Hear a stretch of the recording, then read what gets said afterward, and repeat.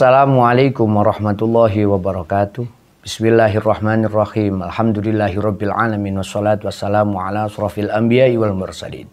Sayyidina wa maulana Muhammadin wa ala alihi wa sahbihi wa barik wa sallim. Rabbi shrah li sadri wa yassir li amri wa hlul 'uqdatam min lisani yafqahu qawli. Subhanaka la ilma lana illa ma 'allamtana innaka antal alimul hakim. Para pemirsa yang senantiasa dimuliakan oleh Allah Subhanahu wa taala, marilah kita senantiasa memuji syukur kepada Allah Subhanahu wa taala atas segala bentuk rahmat, hidayah, maunah yang telah diberikan kepada kita bersama-sama. Mudah-mudahan Allah Subhanahu wa taala senantiasa memberikan kelancaran, memberikan keberkahan, senantiasa memberikan pertolongan kepada kita agar hati kita senantiasa diberikan kebersihan oleh Allah Subhanahu wa taala. Hati yang bersih adalah hati yang jauh daripada penyakit hati. Di antara penyakit hati yang disampaikan oleh Rasulullah SAW adalah al-kibr, yaitu rasa sombong.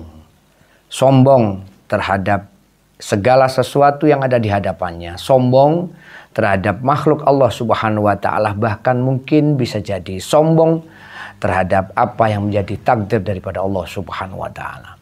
Sifat sombong yang kemudian dibenci oleh Allah Subhanahu wa taala disampaikan bahwa faqala Allah taala sa'asrif an ayatil ladzina sanastakbiruna fil ardi bighairil haq. Orang yang kemudian sombong, ada kesombongan di dalam hatinya, maka kelak mereka akan ditemukan dengan sesuatu yang tidak nikmat. Bahwa kesombongan-kesombongan itu akan menjadikan mereka orang-orang yang tersungkur di dalam api neraka. Kesombongan di dalam hati seseorang akan merusak jiwa. Kesombongan dalam hati seseorang akan merusak citra. Bahkan kesombongan di hati seseorang akan menjadikan dia orang yang tidak selamat dan mendapatkan murka di hadapan Allah Subhanahu wa taala. Karena sesungguhnya kesombongan itu hanya dimiliki oleh Allah Subhanahu wa taala. Bahwa kesombongan hanyalah milik Allah. Maka barang siapa yang kemudian mengambil kesombongan atau menghaki kesombongan yang menjadi milik Allah Subhanahu wa taala, maka mereka akan dijanjikan oleh Allah Subhanahu wa taala fi jahannama wala abali. Mereka akan dimasukkan ke dalam nerakanya Allah Subhanahu wa taala dan sama sekali Allah taala tidak akan memberikan pertolongan kepada mereka.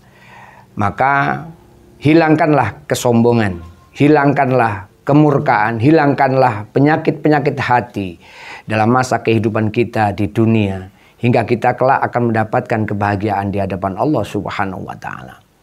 Dunia adalah tempat untuk beribadah. Dunia adalah tempat untuk menghamba. Maka tinggalkan kesombongan itu karena kita adalah hamba daripada Allah Subhanahu wa taala. Kelak kita akan dipertemukan oleh Allah Subhanahu wa taala di dalam surganya Allah taala yang membahagiakan. Kesombongan ini menyebabkan kemurkaan Allah Subhanahu wa taala karena kesombongan adalah milik Allah Subhanahu wa taala.